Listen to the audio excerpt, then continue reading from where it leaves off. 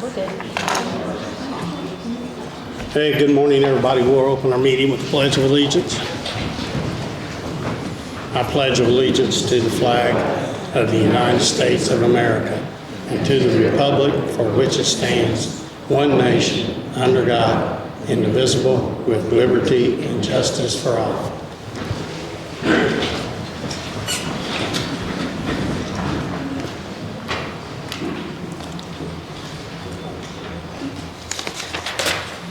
We'll get started here. John, are you ready?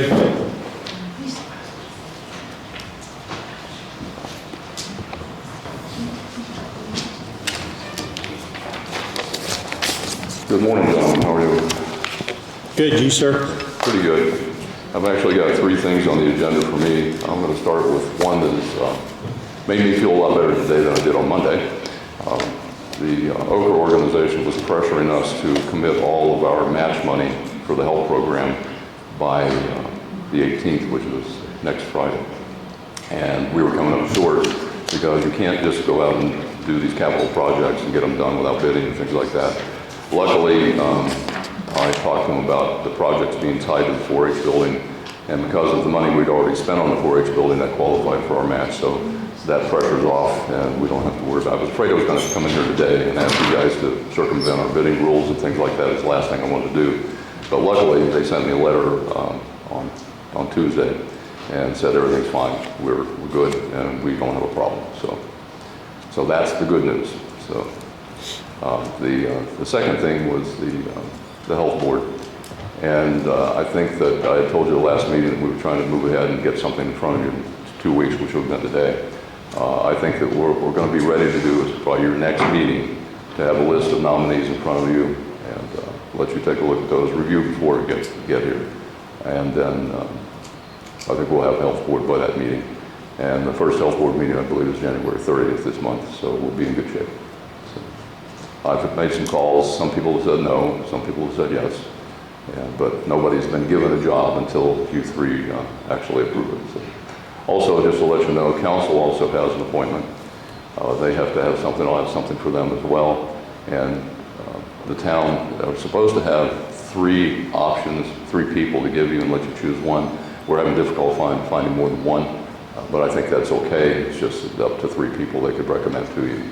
So we'll have our 7 members by the time we get to that board meeting. So, any questions on that? Nope. Okay. Third thing, there's a group here that's formed locally that is, their goal is to try to improve the health and housing here in the county. And they've got a letter in front of you, a letter of support for a planning grant for about $20,000 that would let them take a look at how to improve the hiking and biking trails here in the county. It doesn't obligate us for any money. It's just a support saying we do support this. We'd like to see it happen. And it's got a place for Tom to sign as president of council. If you would approve that, that would help this group a great deal. So, again, no money from the county, just saying we'd like to see it happen.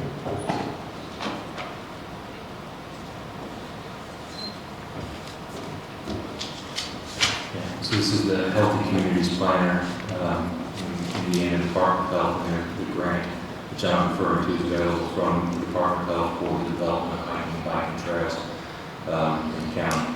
The group's been working on this. I've been involved in email correspondence only to this point in time. I'm not going to take any credit for everything that they've done, but they did reach out and ask if the commissioners would sponsor this grant application with them, and there's the matching money that is required is privately funded, so there would be no obligation from the county's part, just our sponsorship of the grant.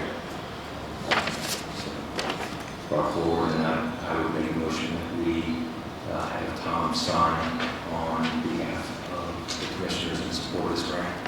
I'll second it. All in favor?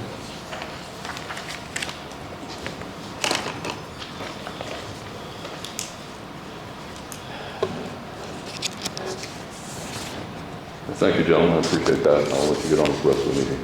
Thanks.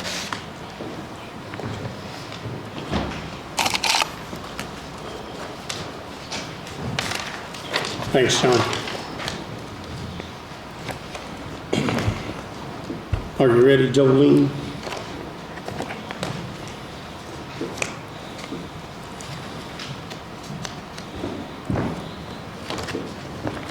Good morning.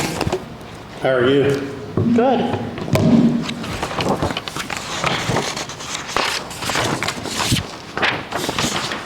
I'll try not to take up much of your time. I know you're busy today. But if I could have you close the regular meeting, open the Board of Finance meeting, I'd appreciate it. We will do that. We will close the Franklin County Commissioners meeting and open the Finance Committee meeting for the year 2024. Do you have a second?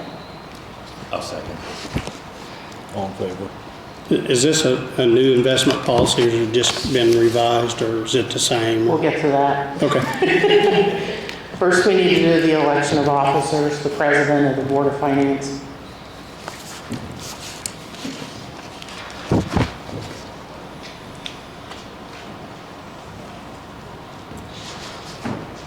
I guess in the past it's been the president of the commissioners.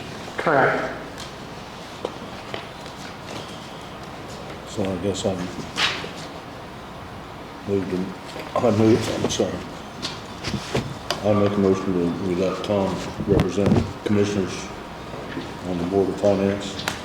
Second. All in favor? And then the election of the secretary, which is generally the treasurer. I'll nominate Jolene Benninger. Sorry, it's a formality. And I would second Tom's motion of Jolene. All in favor, Jerry? Yeah, I'm favor. All in favor? Okay, so in front of you, you should have the minutes from March 22nd, 2023. I just need a motion and approval.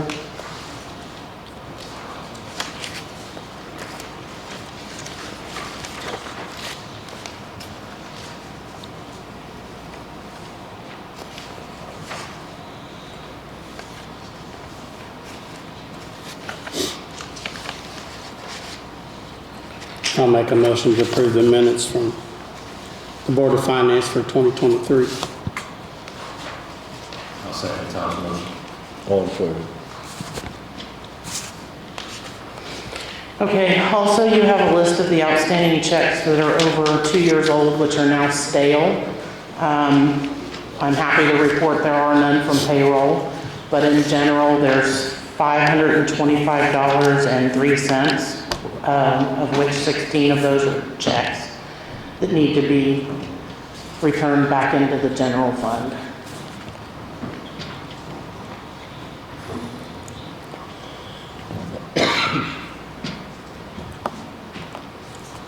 So what was the process? Did you go through the process of trying to? Well, with the general checks, it's different than payroll. The general checks, a claim has to be submitted for that money to be paid. So the person who submitted that claim should know whether they got paid or not. So, Okay. whereas with payroll, we do a little more tracking now. So we just put this back into general. Is there any opportunity for the payee to come forward and claim Since this later? they are stale checks and they are no longer good, they would have to be receipted back into the fund lines that they came out of. And if that person wants to resubmit a claim to have that process started again, they can go through the auditor's office. And we don't have obligations to send these to unclaimed funds, to the state's unclaimed funds? No, I have an IC code, which is IC 5-11-10.5-6, that requires it to go back into the general fund. And so you just need a motion that we restore these checks and return monies 5.503 to county Yes. general.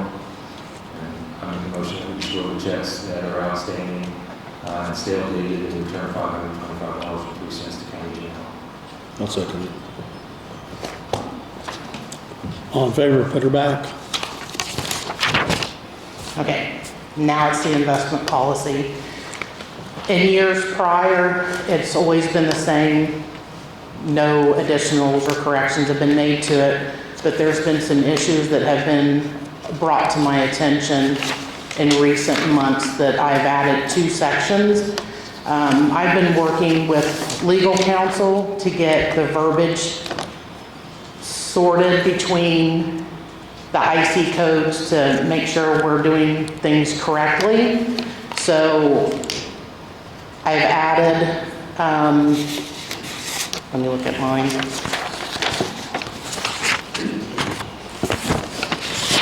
The IC code that states any money that is generated from the regular checking accounts is to be placed back in those accounts,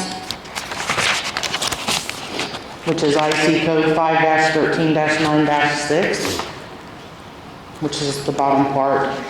And then I also wanted to add, just in case there is a department that does have money that wants to be invested, it needs to be in writing. So I added that for the investment policy under the fund investment, which the individual funds may be invested into a 6-month CD with a minimum amount of $5,000 to be required. That's the only 2 additional areas that have been added to that policy.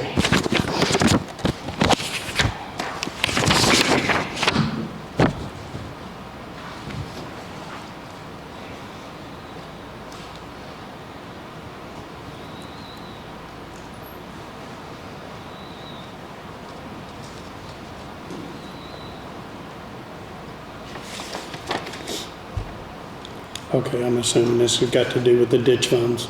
Correct. Okay.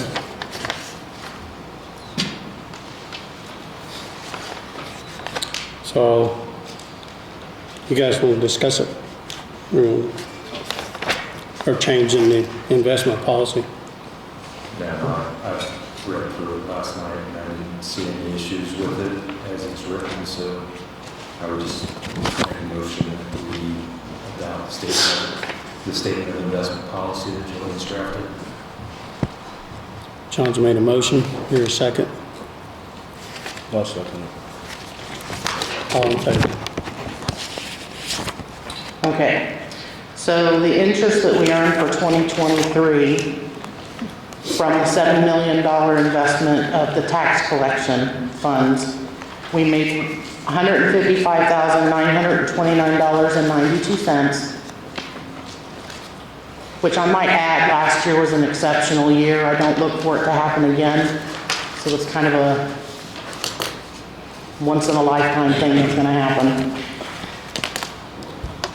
But on the general account, the payroll account, and the tax collection accounts, the interest that we earned for 2023 was $756,753.17, giving us a total of the interest earned for 2023 was $912,683.09. Good job, girl. That's a lot of cash. Yeah. That's almost $1 million in interest that the county earned. Yeah. Also, you should have a copy of the report of investments for 2023. At the start of 2023, we had $7 million of tax collection invested. By the end of 2023, we had $5 million of tax collection invested. So I just need a motion and approval on the report of investments. Okay, I'll make a motion that we approve the investments that Jolene done for the tax money. Second. All in favor? So there's $5 million on right now. Correct. That one comes up in February. So for the annual report from January 2023 to December 31st of 2023, the beginning cash balance was $23,990,518.57, which that included the $7 million investment from tax collection. And then the ending fund balance on December 31st, 2023 was $22,817,131.16, with a deficit of $1,173,387.41. It's not really a deficit. Well, I don't want that to scare you because you did spend ARPA money last year. And that was an in and out. That's cash, yeah.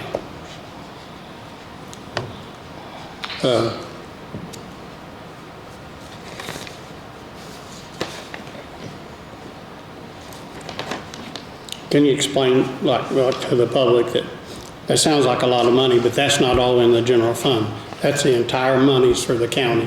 Correct. And other budgets and other Correct. forms of, can you explain how that works?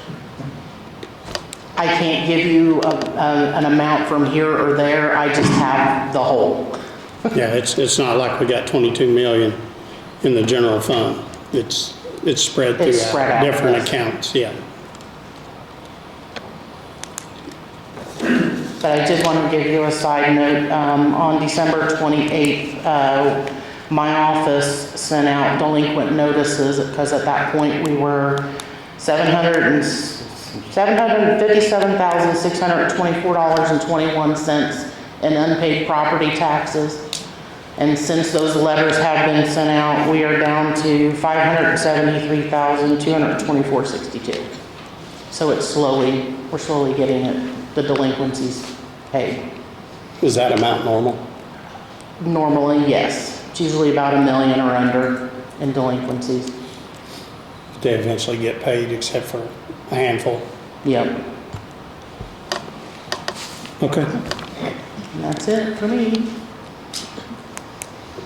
You guys have questions for Jolene? No. Did we approve the report? Or do we need? The monthly report, no, we haven't. Oh, well, you need to close this meeting and then go to that one.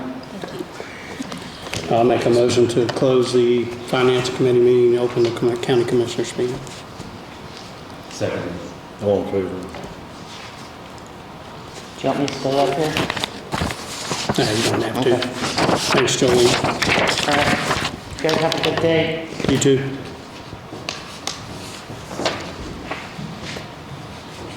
Now you can, Jolene. I just make a motion that we approve the county treasurer's monthly report as submitted in December of '23. I'll second the motion. All in favor? All right, we'll move on here to the drainage board. So I'll make a motion to close the county commissioners meeting and then open the drainage board meeting. Seconded. All in favor? So we have some stuff here that the surveyor's office needs taken care of.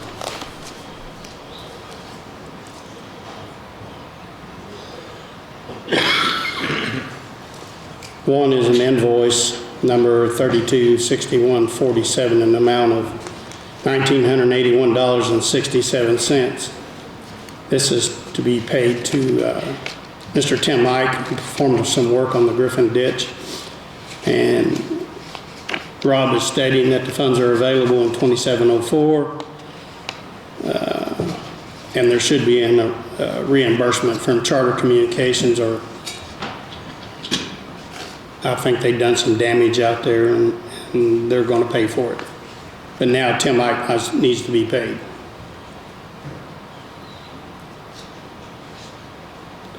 So I'll make a motion that we authorize Rob to go ahead and get Tim Ike paid for the work that he done repairing that. I'll second that. All in favor?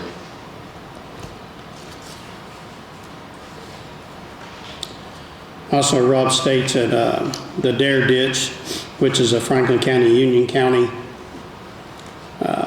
together ditch, the surveyor from Union County, Ted Young, is wanting to continue the assessment of $5 per acre to collect monies to repair the drain as needed. The funds from Franklin County collects from the contributing landowners are dispersed to Union County for maintenance of the legal drain. Because I think most of it sits in Union County, very little in ours. I think there's 3, maybe 4 landowners in Franklin County, excuse me. So I think we need to ask the auditor or request the auditor to continue that $5 per acre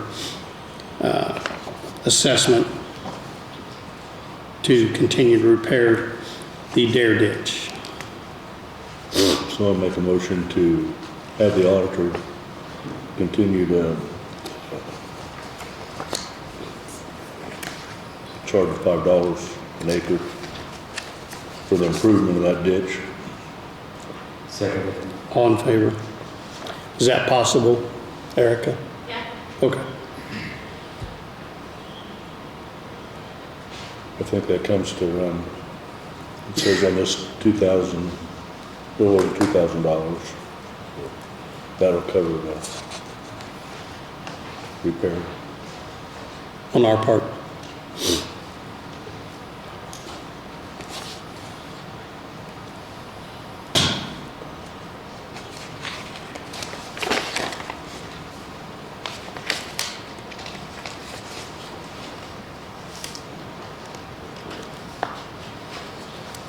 The rest he's got on here is just more or less just information to us. He's still working on the CSX Railroad crossing. And he's asked 3 residents that's experienced some problems, drainage issues that he will meet with next week.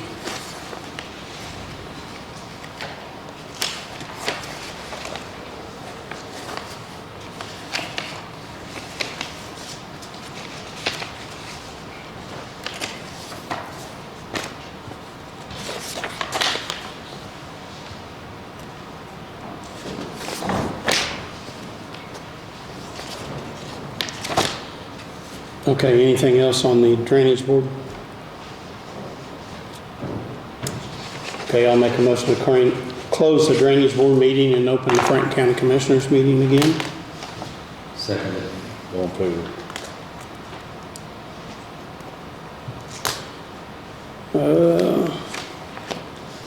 Veronica. Hey, Good morning. how are you, Veronica? Doing well. How are you all doing this morning? Good, thanks. So I have our Purdue Extension contractual service agreement that we sign annually, agreeing to the services that Elizabeth and I provide on behalf of Purdue University for the 4-H youth development program and ag and natural resource program, as well as helping bring in programming for community development and health and human science. And then I also have our support staff, Sarah and Gwen, here with us because we couldn't do the work in the county and provide the service without their support as Franklin County employees. So there should be 2 places for you to sign on the contract.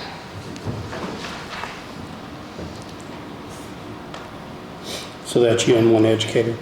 Yes, so covers 2 educators. Elizabeth is the 4-H educator and me is the ag and natural resource educator. So 2 full-time Purdue University employees. So it's a total of 52. Yes, a total of 52,000.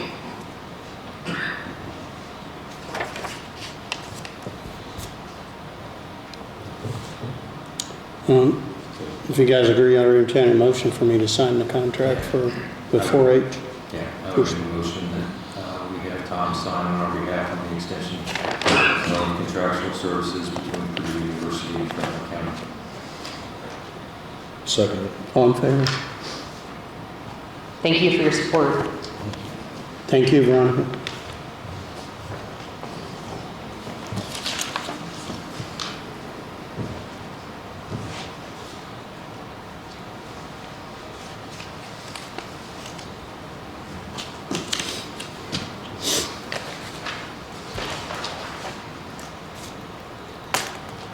Next thing, fuel bids, we forgot to do them in 23.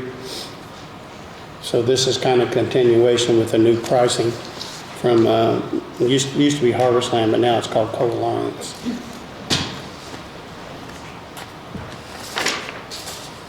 It is for 53,000 gallons of on-road diesel at $3.38, 10,000 gallons off-road, $3.33, and 63,000 gallons of 87 octane at $2.82. That's a locked-in price for the entire year, so if it goes to $5 a gallon, we're still paying this locked-in price. So I'll make a motion to accept Co-Alliance's gasoline and diesel for a year. Second that. All in favor?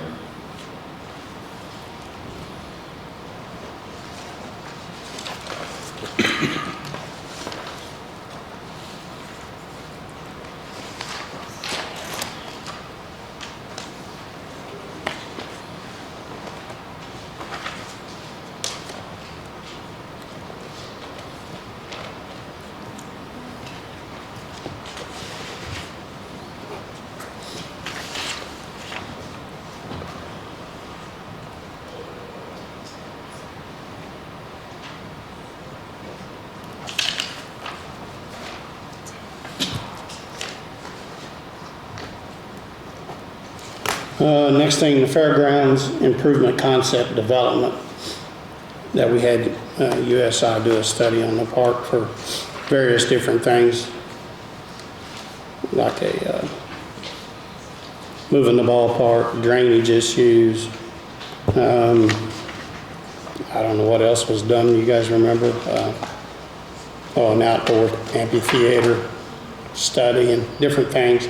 Anyway, we need to pay the invoice of $11,447 out of ARPA money, I believe.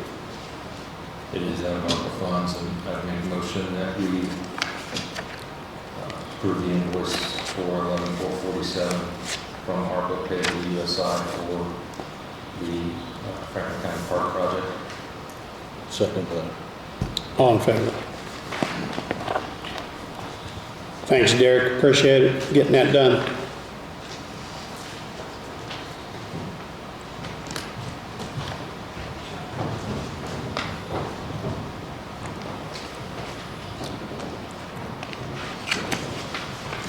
Is this just an ordinance? We adopted this back in October, and it wasn't correct. So we have to repeal it because we adopted it different. Okay.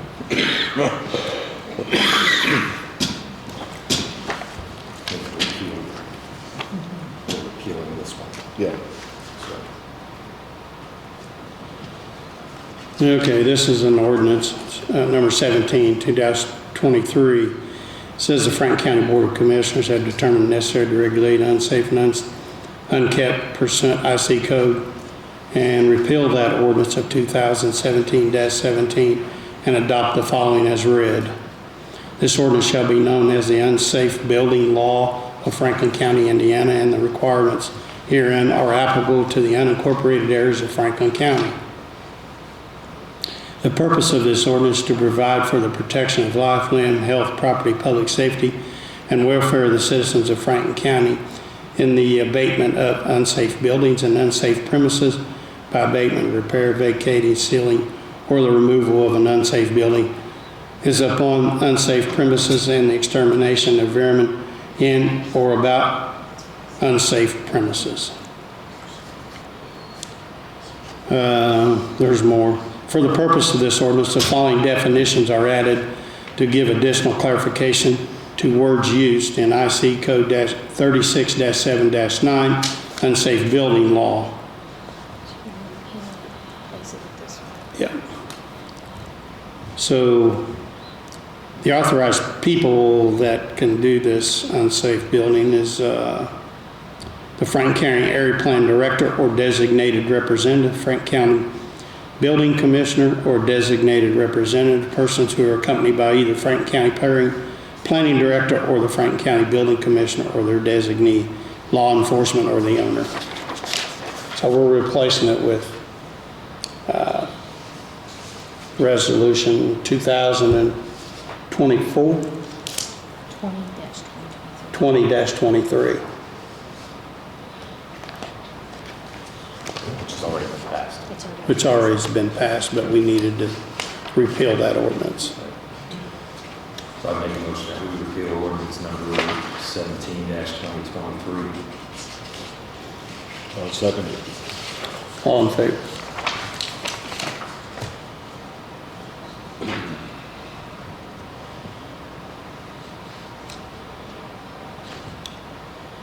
I'm going to skip 10 right now, and we'll come back to it. Let's get some of this Grant County stormwater specifications. I don't,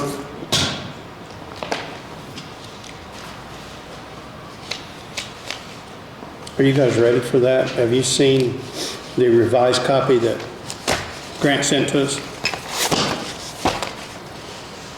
It's called the Stormwater Technical Standards Manual. Yeah, I didn't get the email. I'll tell you about it. You haven't read it yet? I've read it.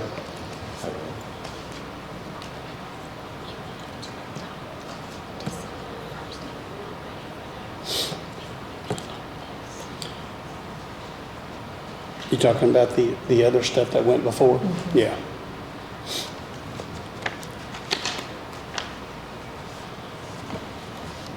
And that has not been prepared. What's that?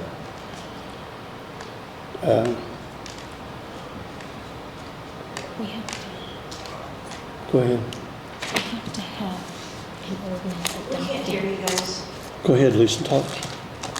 We have to have an ordinance adopting what we discussed in December, and that was not prepared in time for today's meeting. So Yeah, I don't have it. it'll have to be pushed until the next meeting. You did it. Did we get a clean copy of that last night? We kinda, sort of, it's still not right. Okay. So I'll move that we take it up at the next meeting. Yeah. We can't hear anything you guys are saying. It's very hard to hear you. I'm on. There's stuff that we made a motion to adopt in December, and it wasn't right, so we got to redo it before we can adopt this technical, stormwater technical stuff, to make it all together, work together. So we do have the clean copy, but it's not all been gone through yet. I think Grant sent it yesterday, last night. Late last night. So at the next meeting, which is what, the 24th? 24th. We need to finalize this all, the stormwater stuff and everything else that we got ready. We've kicked this thing down the road for a year. So we approved produced copy at the prior meeting without the technical standards. Now we need to put the technical standards together with produced policy, which we've adopted or made a motion to adopt. We got an ordinance last night, not in time for this meeting. We'll push that and approve that, or take a vote to approve that at the next meeting. Yes. So hopefully we can get it done finally, once and for all. So is that a motion and I need to second it? Yeah. Sorry, that was a motion. Jerry seconded. All in favor?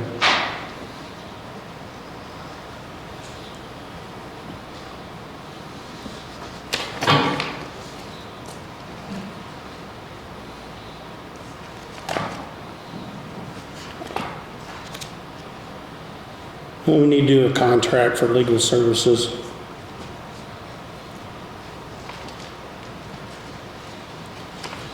We need to make this active January 1 or January 2nd between the Franklin County Commissioners and the independent contractor, Michelle Guilfoyle Douglas, referring to the attorney.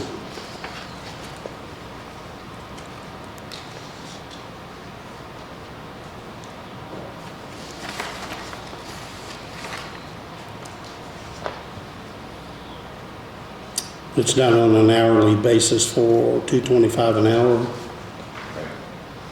and $100 an hour for a paralegal.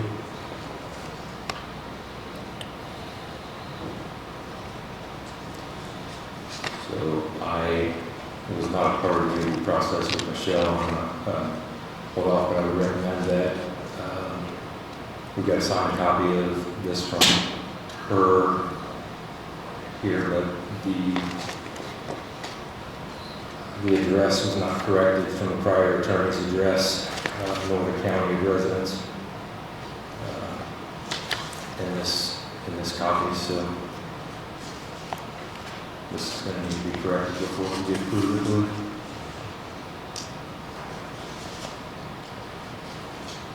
I'm sorry, guys, but are your mics on?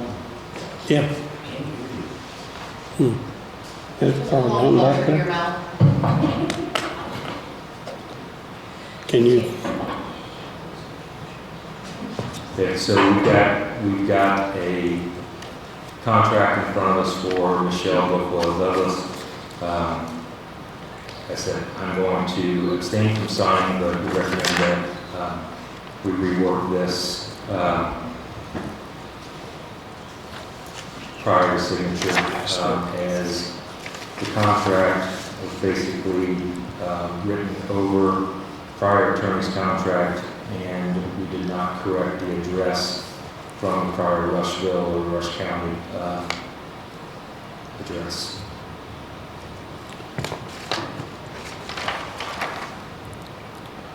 I did sit down and talk with Michelle recently, and I look forward to a great working relationship with her in the future. I think we need to correct this before we sign off on this. John's made that motion.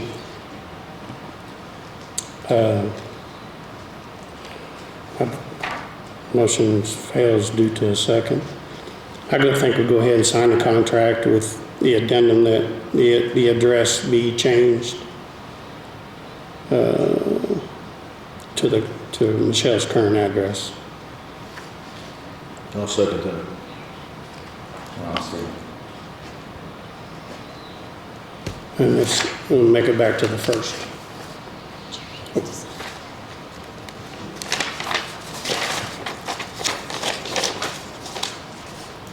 So Michelle, if you could correct the address, it'd be cool. Send it back.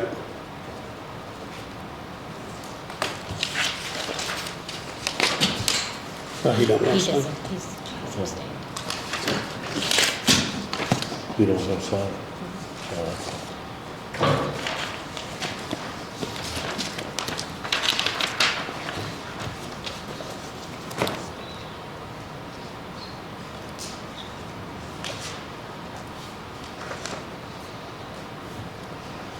Okay, I make a motion that we acknowledge we received a clerk's report, Franklin County Clerks for December.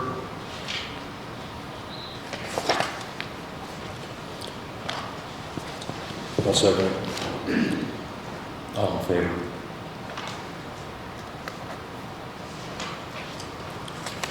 You guys read the minutes from the 13th of December.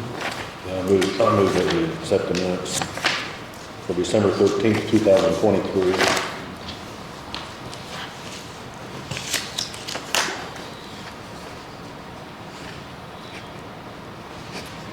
Second chair's motion to approve. Excuse me, all in favor?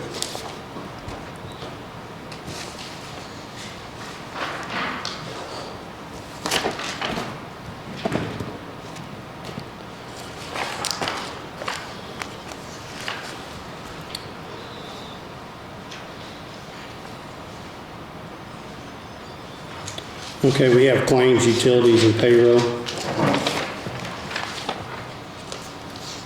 And Claims are $741,039.76. Utilities lit, $1,008,149.19. Payroll, $1,229.23. $206,306.22. 112.24 is $225,509.02. And it has been approved and signed by the auditor, Carla Bauman, on the 10th day of January. I talked to the auditor this morning, and I'll make a motion that we approve claims as submitted minus 3 claims submitted by E&H Bridge due to irregularities in the invoices. And she's going to get those reworked and added to the next claims. Okay. Okay. I'll second that.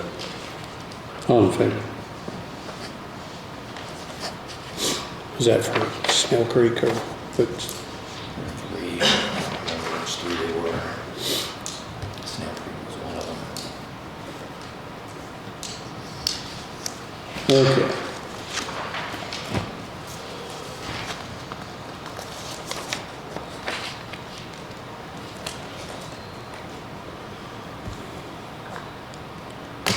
Okay, Franklin County Board appointments and areas of responsibility.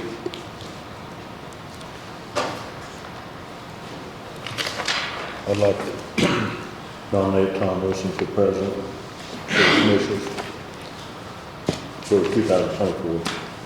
I'll second. You good with that? All in favor? I'll make a motion for Jerry Wendell to be vice president of the Board of Commissioners for 24. Second. Are you okay with your current responsibilities?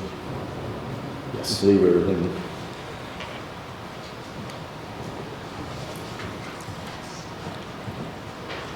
I don't think we have to appoint the attorney because that's a contract. Is that it? So you guys are good with your areas of responsibility, or you want me to read them? Continuing everything as it was last year. Yes.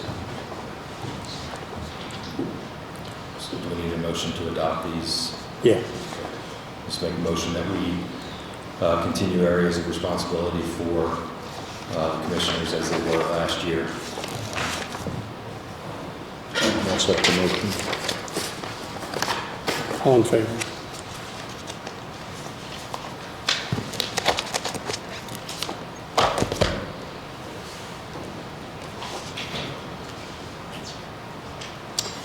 That's it. Does anybody else have something? Pete?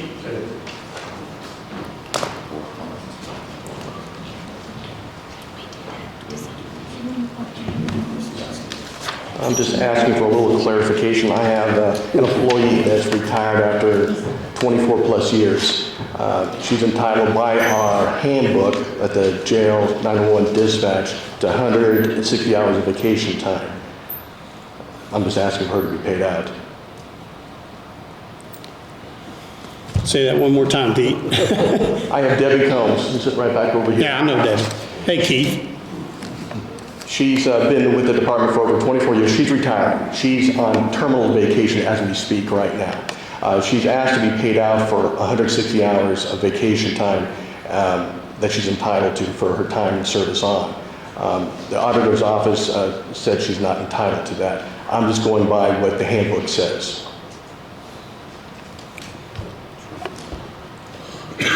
Can you elaborate on it, or Austin? Question one, employees get vacation time that's based on weeks, which is based on how many hours they work in a week.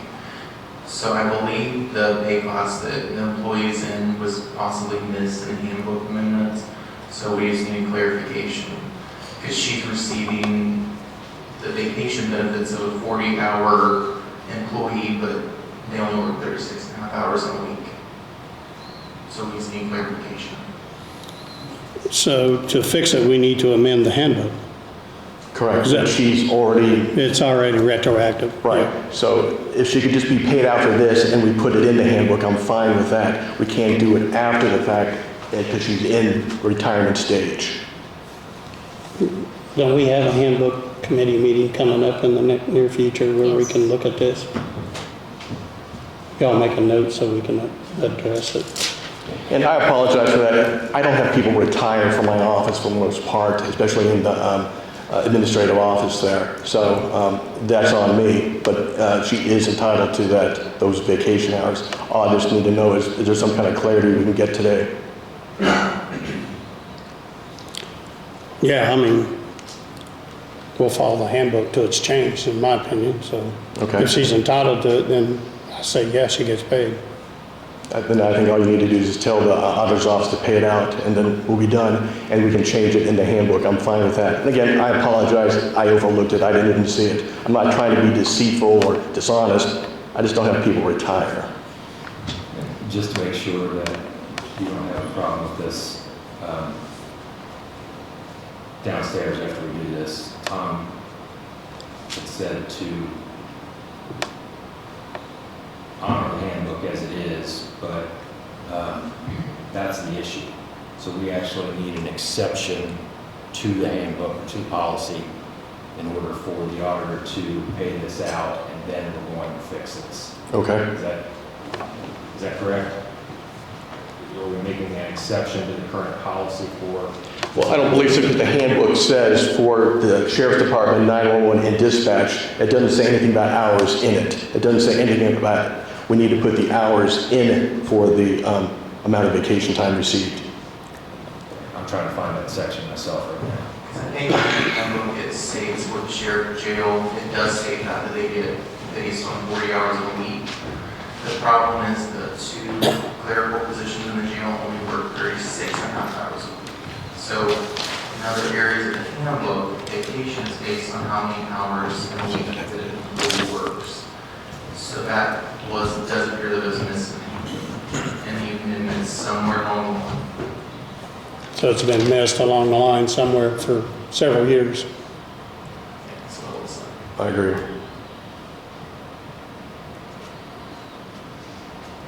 And what exactly does the auditor's office need from us in order to get her taken care of that? We just needed a confirmation and clarification that you guys were okay with giving the employee 160 hours of vacation time. And you can specify just for this one person, put my employee's name down, but just for that, a one-time event. And then we can look at redoing the handbook.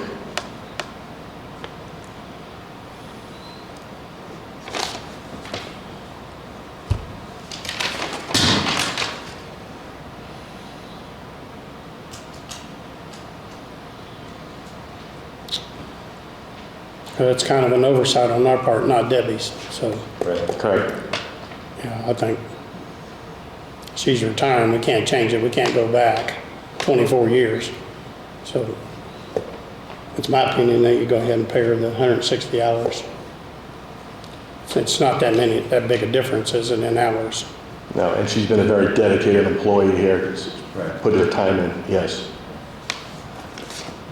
Is that a motion for? Yeah, I'll make that a motion that we go ahead and make an exception and fix the handbook later that she go ahead and be paid 160 hours that she's worked the last 24 years for. So I'll second that. All in favor? Thank you, gentlemen.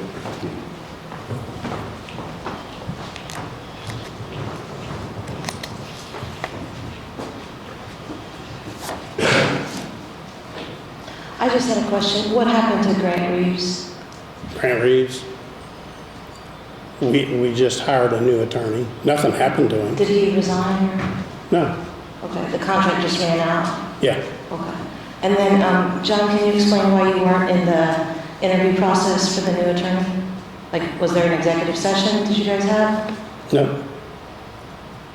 You didn't have an executive session to interview? No. So did you, I was not informed? aware of the process. Wasn't aware of the process. Thank you.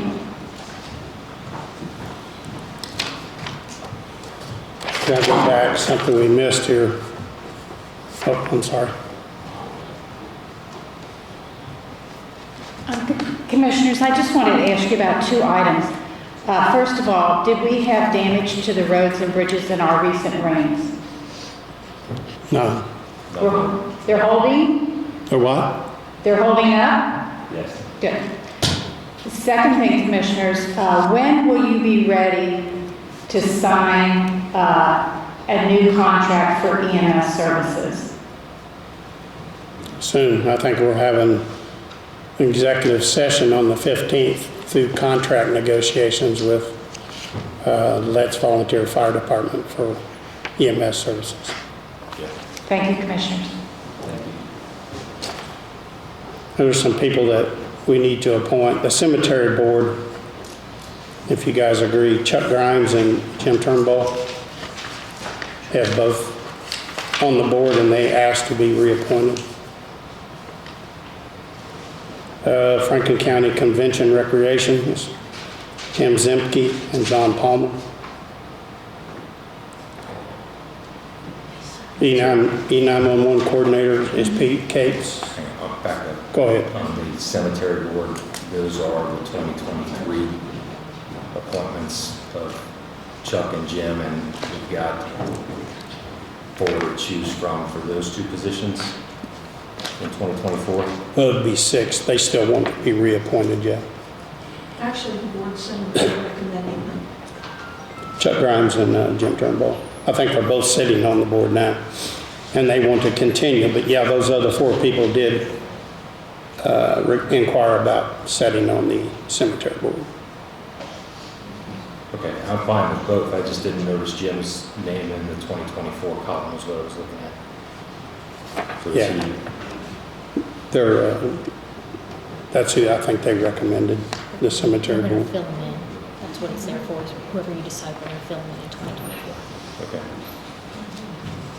I'm sorry, Commissioners, Jim who? Trumbull, Thank you.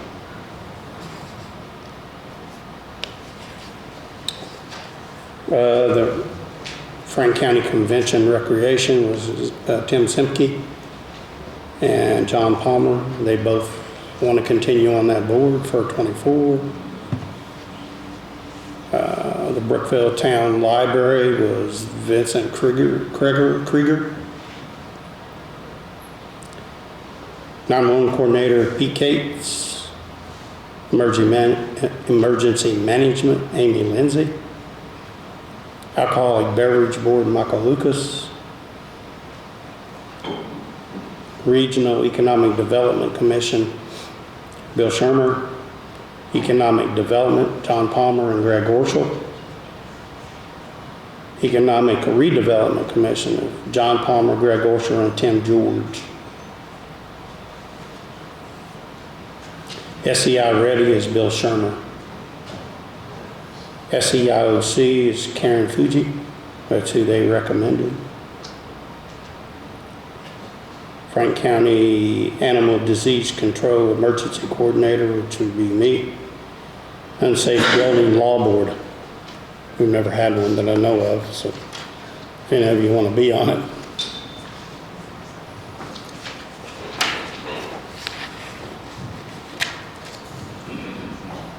If not, we'll leave it undone.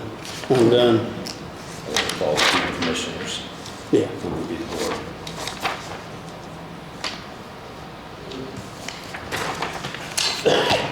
So that's all. Anybody else? Hey, Daryl. How are you? Anybody else got anything? Nope.